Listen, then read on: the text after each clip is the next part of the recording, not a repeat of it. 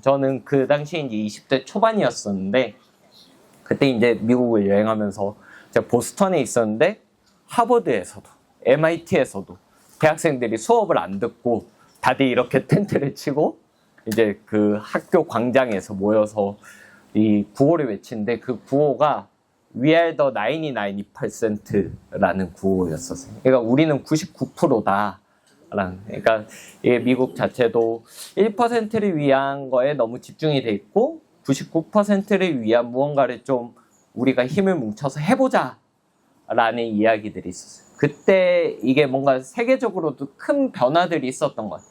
그 당시에 막 사회적 기업 이런 것들도 유행하기 시작하고, 전 세계적으로 가장 유명한 교수님 중에, 경제학 교수님 중에 마이클 포터 교수님이라는 분이 계세요. 그분이 이제 원래 그냥 주류 경제학자인데 공유가치 창출이라고 해서 CSV 이론 해서 이제 기업이 이제 더 이상은 기업 스스로 생존하는 시대는 끝났다. 공유가치를 창출하지 않으면 이제 더 이상 살아남기 어렵다. 막 이런 얘기들이 이제 2011년도에 있었던 것 같아요. 마이클 샌델 교수의 정의란 무엇인가. 그것도 이제 하버드 교수인데 그 직강을 들었었어요, 제가. 20대 초반의 마음에, 맞아, 그래. 정의란 무엇인가 막 하면서 막 그래, 이렇게 뭔가 사회를 위해서 뭔가 사회적인 우리가 생각했을 때 불합리한, 부조리한 혹은 좀 소외받는 사람들을 위해서 나도 무언가를 해보고 싶다라는 좀 막연한 꿈을 꾸었었던 게 제가 2011년도에 있었을 때인 것 같아요. 그래서 그 후에 12년도에 한국에 와서 센이라고 해서 사회적 기업 동아리가 있어요. 서울에 있는 대학교 10개 연합을 해서 하는 동아리에 제가 그 연합 대표를 하게 됩니다. 10개 대학교 동아리에. 그거를 2년 하면서 제가 여러 기업들을, 사회적 기업들을 만나게 돼요.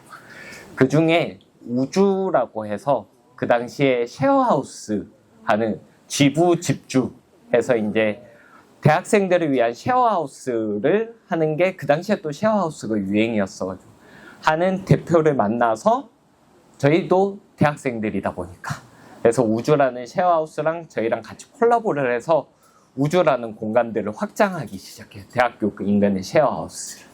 그래서 한 12호점까지 같이 내는 거를 하고, 그 대표랑 같이 해서 창업을 했었던 게 우리가 좀 새로운 일을 해보자 라고 해서 했었던 게 언더독이었었던 것 같아요. 그래서 제가 좀 언더독을 하다가 제가 또 새롭게 창업을 하게 된 게 빌드라는 건데, 제가 사회적 기업 쪽에 있으면서 되게 많은 대표님들을 만나보면서 느꼈었던 것 중에 하나가 뭐냐면, 다들 너무 좋은 취지와 좋은 뜻으로 이야기를 하는데 너무 거대 담론 중심의 이야기들이 많아요. 또 때로는 제가 와닿지 않는 이야기들이 많은 거예요. 제가 경험하지 못한 뭐 제3세계에 대한 이야기라든지. 그러니까 저는 무언가를 할 때 연민의 감정으로 무언가를 하고 싶지는 않았었던 것 같아요.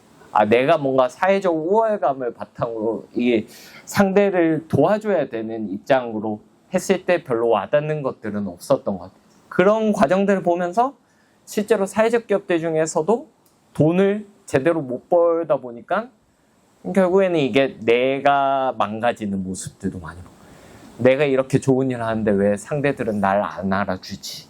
라는 그런 좀 오히려 사회적으로 좋은 일을 하기 위해서 시작했었던 분들이 반대로 사회를 원망하는 모습들을 좀 바라보게 됐었던 것 같아요.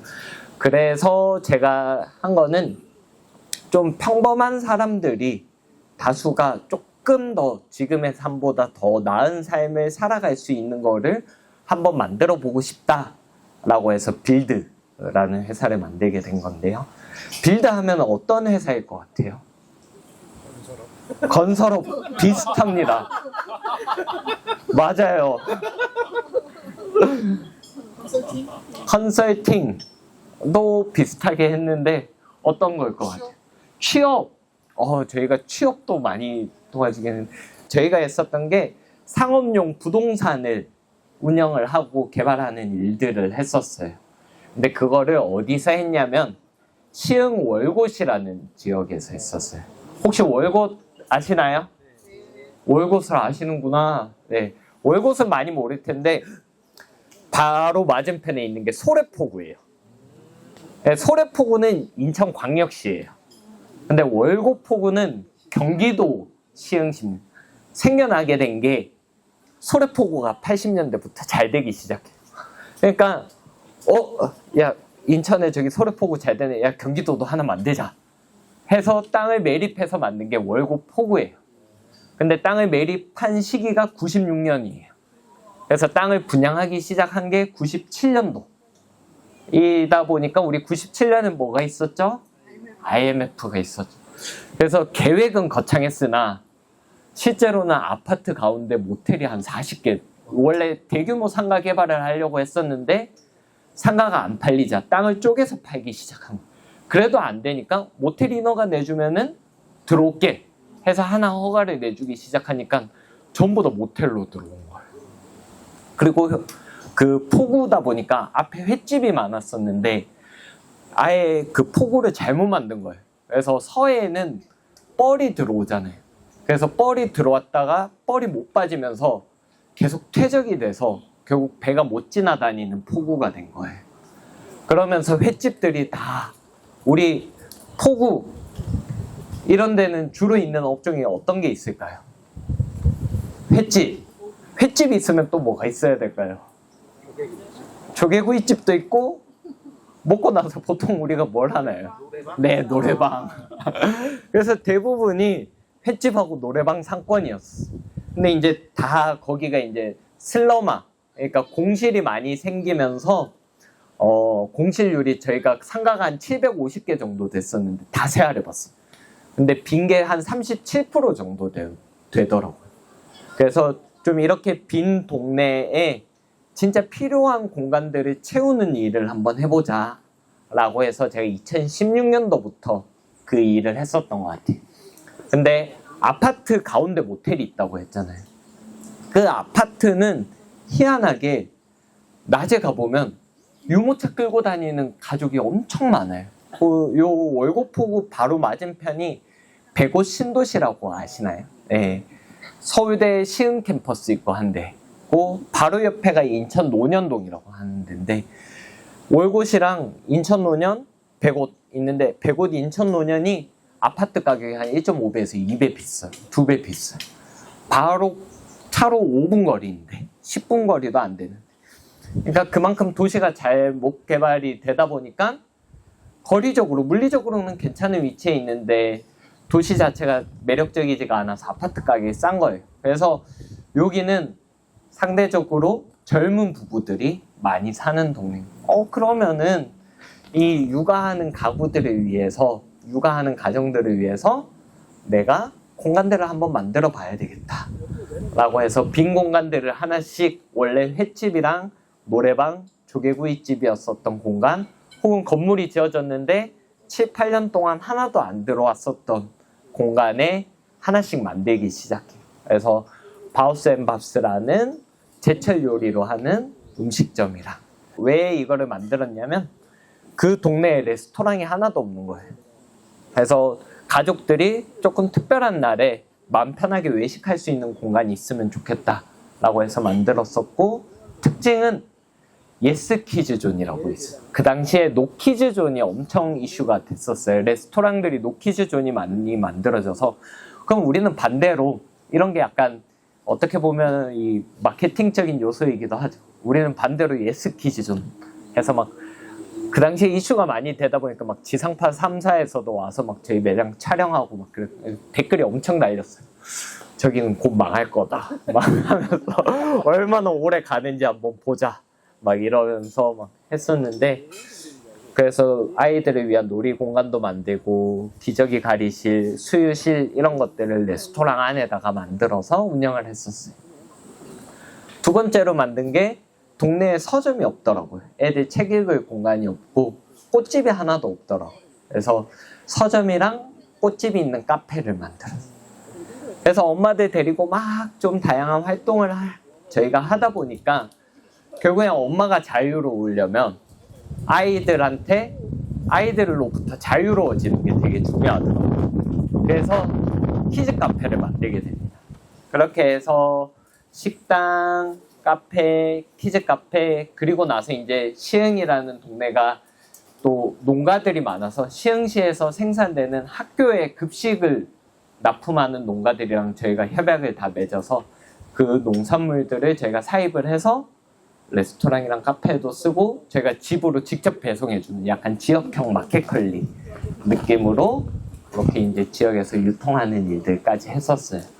근데 이제 이 일을 할 때 제가 좀 오늘 말씀드리고 싶었었던 이야기 중에 하나는 뭐냐면 저희가 좀 이 사업을 통해서 되게 관심도 많고 빠르게 많이 성장을 할 수 있었던 이유 중에 하나가 좀 그들이 원하는 게 무엇인지를 좀 되게 선명하게 메시지를 담으려고 했었던 것 같아요. 사업 전체적으로 방향성. 저희가 가졌었던 슬로건이 한 아이의 엄마이기 전에 한 여성으로서의 삶, 더 나아가서 한 인간으로서의 삶을 살아갈 수 있도록 만들자라는 게 회사 전체의 미션이었어요. 그래서 거기에 초점을 맞춰서 모든 의사결정들을 하게 됩니다. 우리가 공간을 만들 때도 이 공간은 왜 필요하냐의 기준도 모든 공간들이 기준이 그렇게 되고 그렇게 해서 저희가 그 지역에 있었던 애기 엄마들한테 모임을 하게 되면 저희 빌드 멤버십 카드라는 게 있었어요. 그래서 모임만 하면 저희가 매달 10만 원씩 멤버십 카드에 10만 원씩 넣어줬어요. 그래서 모임을 할 수 있도록 그럼 저희가 지원을 해주고 후원을 해주고. 근데 두 가지 원칙이 있었습니다. 첫 번째는 A 이야기 하기 없기. 그러니까 저희의 모토는 엄마이기 전에 한 인간으로서의 삶을 살도록 만들어주는 거기 때문에 나에게 집중할 수 있는 삶을 살아갈 수 있도록 지원을 해주자라는 취지에서 저희가 10만 원씩 지원을 해줬었어요. 그리고 또 하나는 그래도 내가 살아가는 삶에서 조금 더 주체적으로 우리가 같이 해볼 수 있는 일들을 작당해보자. 그 두 가지만 하면 매달 10만 원씩 드리겠다라는 거였어. 그렇게 해서 10만 원씩 드렸는데 우리 회사 입장에서는 사실은 엄청난 그게 뭔가 이 사람들을 위해서라기보다는 이 사람들은 우리의 고객이었었던 거예요.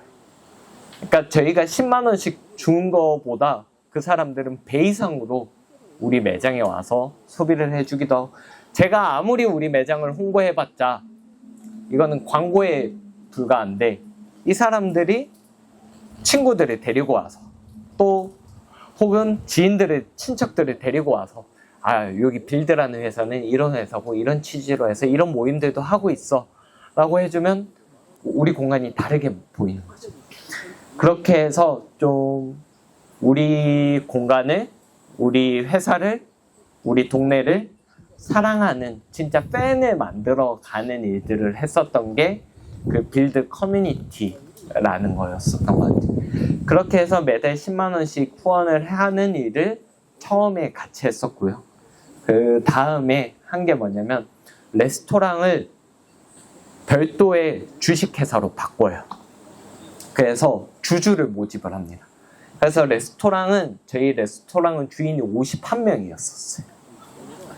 동네에 있는 사람들이 주당 100만 원씩으로 해서 출자를 하겠어요. 그래서 내가 사랑하는 동네에 내가 사랑하는 매장에 투자를 하세요. 대신 이 매장이 잘 되면 매년 배당의 형태로 이익을 다시 나눠드리겠습니다. 해서 매년 저희가 배당을 4%에서 6% 정도. 적어도 은행보다는 많이 챙겨드릴게요. 그리고 뭐 분기에 한 번씩 쿠폰도 드리고 주주들을 위한 이벤트도 하고 하는 식으로 해서 레스토랑을 또 주주들로 구성을 해서 이거를 뭐 시민자산화라고도 거창하게 표현하는데 저는 좀 그런 거창한 목적보다도 결국에 내가 다 할 수 없다 보니까 결국에 이게 어떻게 하면 지속 가능할 수 있을까라고 했을 때 이 동네에 사는 사람들이 소비자이자 같이 참여하는 커뮤니티의 일원이자 또 더 나아가서 투자자로서 같이 참여를 했으면 좋겠다라는 취지로 해왔었던 것 같습니다. 그렇게 해서 공간들을 하다 보니까 여수라든지 부여라든지 다른 지역에서도 좀 관심을 가지고 러브콜들을 보내주셨어요. 그래서 좀 그렇게 빈 공간들을 좀 활성화시키는 일을 해왔었고, 그러다가 사실은 코로나를 맞았었어요. 근데 이제 코로나 때 저희가 아까 전에도 말씀드린 것처럼 저희는 하나의 엄마이기 전에 한 여성으로서, 그러니까 육아하는 가구들이 메인 고객이었다 보니까 코로나가 되니까 레스토랑이랑 카페가 매출이 한 3, 4천만 원씩 나왔었는데 매출이 500만 원까지 떨어져요. 근데 이제 그 과정에서 저는 좋은 대표이고 싶었었던 것 같아요. 그래서 이게 다들 고용을 줄이지 않고 다 끌고 가다 보니까 매달 손실이 몇 천만 원씩 손실이 날 수밖에 없는 구조가 된 거예요. 이대로는 안 되겠다 싶어서 조금씩 정리를 하면서 또 코로나 한 2, 3년이 지나고 나니까 솔직하게 말씀드려서 다시 이거를 할 힘과 엄두가 안 나더라고요. 그러다 보니까 좀 이 과정에서 겪었었던 것들을 좀 잘 남겨서 이게 지속 가능할 수 있게 돌려주자라고 해서 실제로 주민들이 계속해서 직접 운영을 할 수 있도록 지원을 해주는 일들은 하고 있고, 뭐 시흥시랑 같이 해가지고도 뭐 프로그램들은 하고 있고 하지만 제가 이제 이 일들은 조금 정리를 하면서 그럼 그간의 나의 경험들로 이 언더독스라고 하는 원래 이제 창업가들을 육성하는 회사로 다시 좀 들어가서 이 팀들을 인큐베이팅해서 좀 선한 영향력들을 제가 겪었던 시행착오들을 다시금 나눠주는 일들을 좀 해보자 라고 해서 지금은 이 언더독스라는 회사에서 창업기획본부의 본부장으로 일을 하고 있습니다. 오늘 사실은 청년들한테 꼭 얘기를 해주고 싶었었던 이야기는 어떤 거였었냐면, 제가 이야기하는 게 뭔가 저도 사실은 정말 부끄러운 얘기인데, 저는 사실 빌드라는 회사를 처음 시작했을 때 정말 거만했었어요. 어느 정도였냐면, 나는 실패에 대한 경험이 필요한데 왜 이렇게 잘 되지? 라는 생각을 했었어요. 진짜로. 왜냐면 1년이 안 됐는데 전국에서 막 연락이 오고, 저희가 매년 장관상을 번갈아 가면서 봤어요. 뭐 고용노동부 장관상, 여가부 장관상, 뭐 행안부 장관상을 다 받았었어요. 그러니까 사실 그런 우리 속된 말로 뽕에 취한 거예요. 사업을 하는 사업의 대표면 사업을 잘해야 되는데 사람들 관심을 너무 많이 받으니까 그게 잘 되는 걸로 착각을 하고 있었던 것 같아요.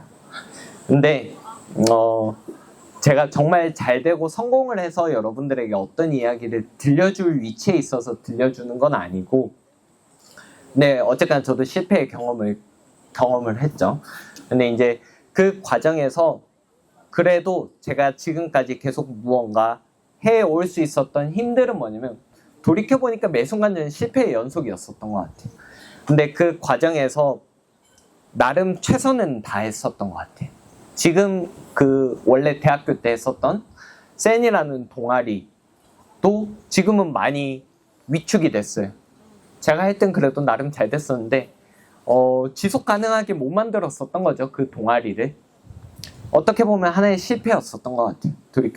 근데 나름 센이라는 동아리에서 최선을 다하다 보니까 같이 일했었던 파트너랑 언더독스라는 회사를 창업을 할 수 있었던 것 같고, 또 언더독스에서 나름 최선을 다하다 보니까 빌드라는 회사를 창업을 했을 때 처음부터 엄청 많이 도와줬었어요. 언더독스를 하면서 만들어 갔었던 그 관계들로부터. 그다음에 빌드라는 회사는 비록 망하고 빌드라는 회사를 많은 분들이 지지를 해주고 응원을 해줬지만 여전히 그 관계들로부터 다시 이제 언더독스라는 회사에서도 저랑 같이 하자고 러브콜을 보내기도 하고, 또 그 좋은 분들을 어떻게 보면 같이 일을 할 수 있는 기회들이 언더독스를 통해서 또 마련이 된 것 같아요. 저는 인생에 있어서 무언가 한 번도 계획을 세우고 인생을 짜봤었던 적이 없는 것 같아요. 저는 사업을 할 생각은 눈꽃만큼도 없었고요. 그랬었는데 그냥 매 순간 그 동아리에 충실하다 보니까 누군가 같이 하자고 했을 때, 좋은 기회들이 왔을 때 좀 한번 해볼까 하는 좀 막연한 그 시도들, 그리고 이왕 내가 선택한 거에 있어서는 죽이 되든 밥이 되든 그래도 일단은 결과를 좀 만들어내 보자 라고 하는 그 작은, 어떻게 보면 우리 대한민국 혹은 우주로 봤을 때는 제가 하는 일들은 정말 이 티끌보다도 작았던 일인 것 같아요. 근데 그 티끌보다 작은 일들에도 그럼에도 불구하고 매 순간 최선을 다할 수 있는 힘, 어떻게 보면은 그거는 생각이 없기 때문인 것 같기도 해요. 너무 많은 것들을 생각하지 말고 당장 내 눈앞에 있는 거에 좋은 결과를 내는데 집중을 하자라는 생각으로 좀 이 일을 해왔었던 것 같아요. 그래서 몇 분이 듣고 계실지 모르겠지만 청년분들이 생각을 했을 때도 저는 뭔가 주변에서도 너무 많은 이야기들을 해줄 것 같아요. 뭐 이렇게 살아라, 저렇게 살아라, 뭐 이렇게 살면 안 된다, 뭐 이게 좋은 삶이다, 혹은 스스로도 나는 어떻게 살아야 될까? 뭐 남들은 이렇게 하고 있는데 나는 이렇게 해도 될까? 수많은 고민들을 할 것 같은데, 사실 그런 일련의 고민의 과정들은 너무나 소중한 시간들이지만 그 고민을 때로는 잠깐 내려놓고 지금 내 눈앞에 주어진 이, 어떻게 보면 오늘 이 발론티어미 프로그램에 어떻게 보면 이 1박 2일에 최선을 다할 수 있는 힘, 또 이 여기서 만난 사람들과 관계를 맺어서 또 그게 또 이어나갈 수 있는 힘, 사실은 그 순간순간 나에게 주어진 찰나의 기회들을 얼만큼 내 걸로 만들어 나갈 수 있느냐가 뭐 저도 많은 시행착오를 겪으면서 얻었었던 제일 소중한 교훈이었었던 것 같습니다. 네, 이상 마치도록 하겠습니다.